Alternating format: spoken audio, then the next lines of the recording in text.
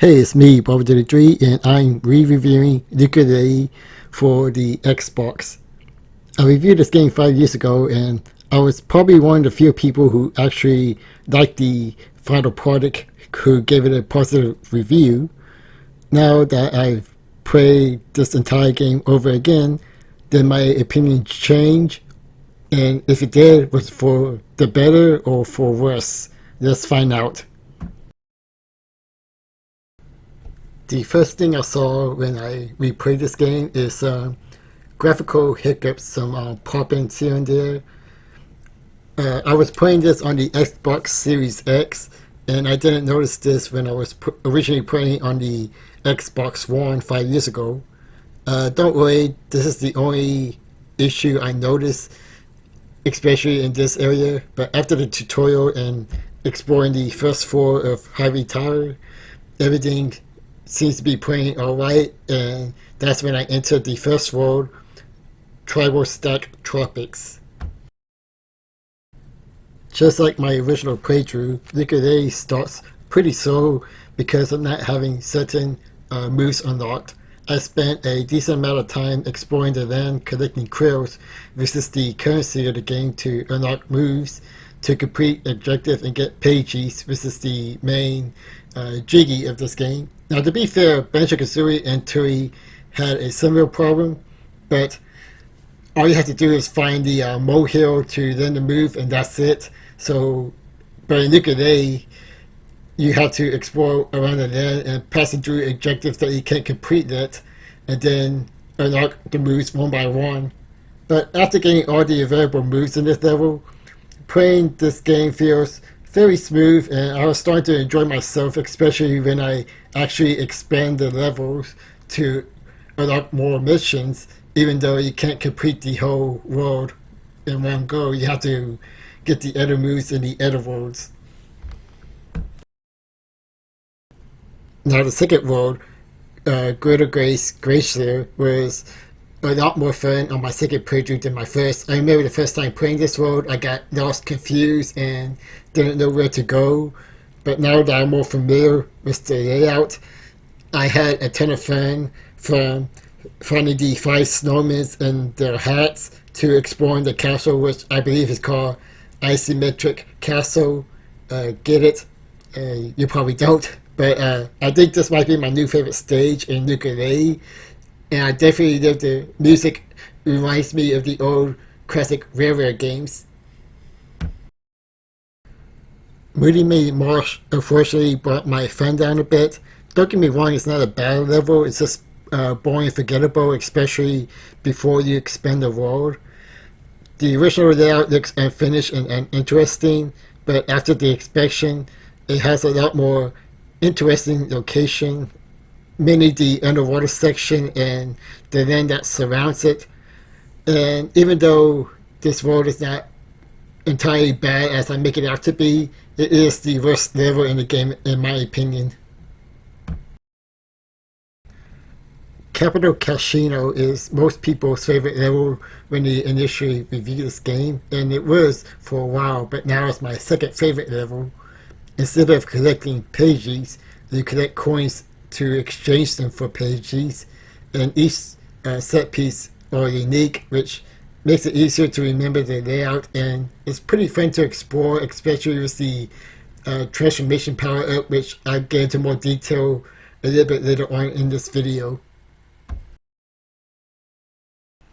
Guardian Galaxy is the final world, and although I appreciate the size of the land and the different locations and areas you visited, and the unique mission that it provides, I was getting tired of exploring from place to place with so many open spaces, even with all the teleporters and that one flying ability that you gain in this level to help make exploration a lot easier.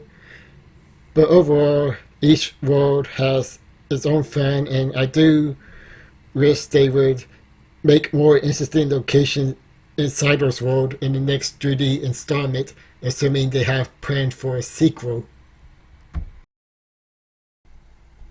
Most of these moves in Yooka-Laylee were taken from its spiritual predecessor, Banjo-Kazooie, but they do come up with other abilities based on their animal species. Like Lady the Bat can use her sonar to either find some hidden stuff or even use it as a weapon itself.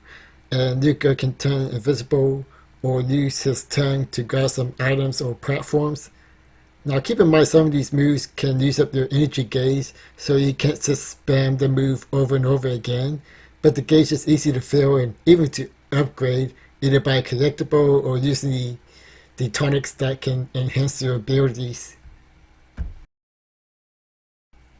The transformation, however, is still the weakest part of the game. The flower is basic and boring and very slow to move around. The trick is okay, it does the job pretty well, but it's weird to platform, and yes, you do need to do this to complete some of the missions. The fish is okay, and not much to talk about, except that they do provide at least some interesting locations to explore. The helicopter is the best, hands down, easy to explore around the land and destroy enemies. And the ship is alright. I like the use of using 3 different weapons, decent to explore, but other than that, it's just alright. The boss battles are fine for the most part. Nothing really special, but I do appreciate the use of different abilities for each boss battles, like the berries in the second boss, trying to melt the giant ice, the boat transformation in the 5th boss, and the 4th boss is my most hated boss, mainly because of the Minecraft, especially in the first phase where they use the bombs. You need quick reactions and boost at the right time to dodge the attack.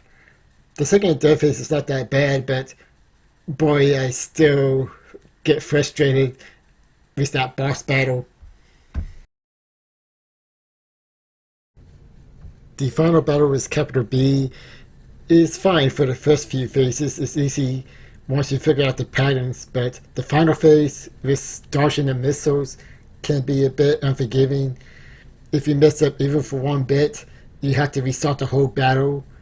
It's mainly because of the gauge draining too quickly when you're flying, and refilling it can take some time, so you need to dodge his attack where that happens, which sounds pretty easy on paper, but you need very good timing to dodge these missiles, which is a lot harder than it looks like. Just trust me on that one. But overall, it is a great way to end the game. Despite being a bit negative in some areas, especially at the end, I did have a great time, and this deserves to be better reviewed by people, at least in my opinion. It may not live up to the Banjo-Kazooie series, but I'm glad this game exists. I'm glad we have some sort of continuation of Banjo-Kazooie, even if it's unofficial and just a spiritual successor. And I'm glad I supported this game through Kickstarter when it first came out.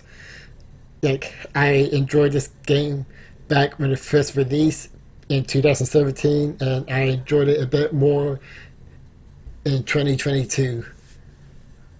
I hope those who played this game and didn't like it can give it a second chance. Maybe it might surprise you. It is a lot better game than people give it credit for. That's the end of this review. This is me, Bobbert. Hopefully you enjoyed this video. Feel free to like, comment, and subscribe. And I'll catch you guys later.